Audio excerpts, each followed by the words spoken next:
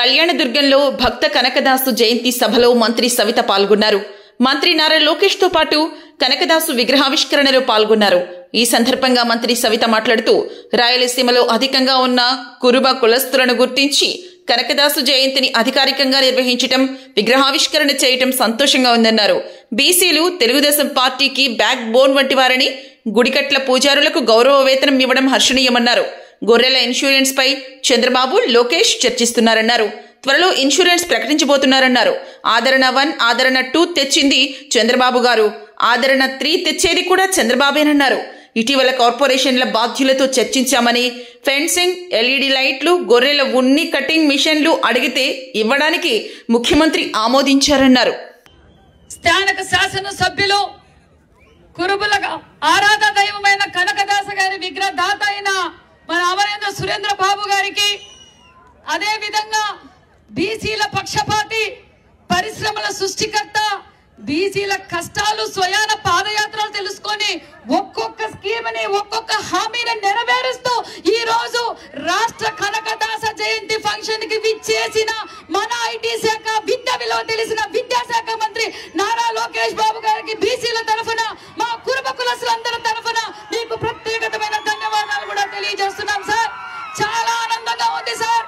ఎందుకంటే అన్న నందమూరి తారక రామారావు నుంచి తాతగారి స్ఫూర్తితో, తండ్రి గారి అనుభవంతో ఈ రోజు బీసీల పక్షపాతగా ఈ రోజు మీరు ప్రజల్లోకి వెళ్తున్నారు. చాలా సంతోషంగా ఉంది.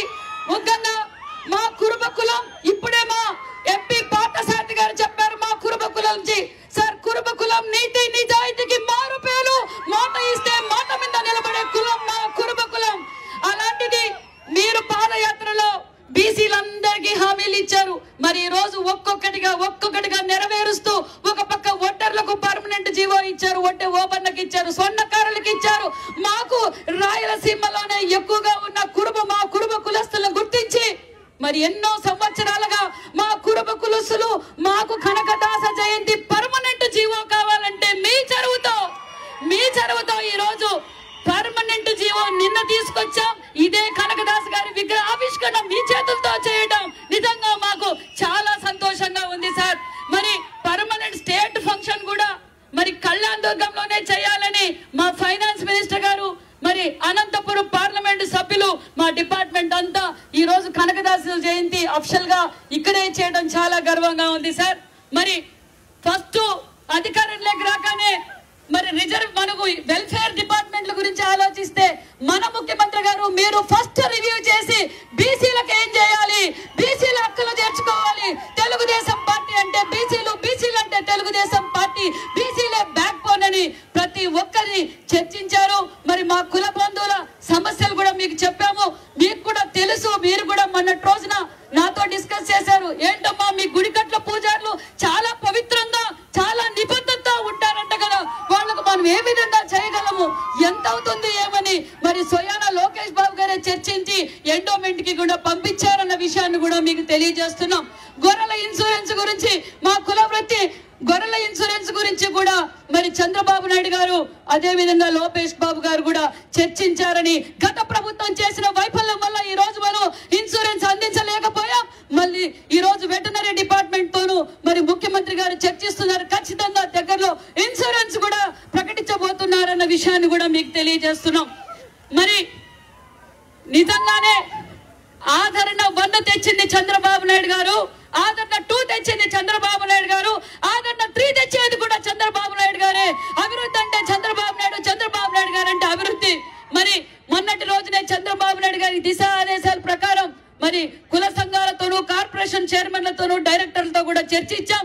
కుల వృత్తులు ఏ విధంగా అభివృద్ధి చెందాలి అని ఇస్తే మన కురుబ కులస్తులని, కురుబ చైర్మన్ ని, డైరెక్టర్లతో చర్చిస్తే వారు మనము కోనల్లో రెప్పనగా, వాననగా, చెట్టనగా, పుట్టనగా కొండల్లో జీవించేవారు.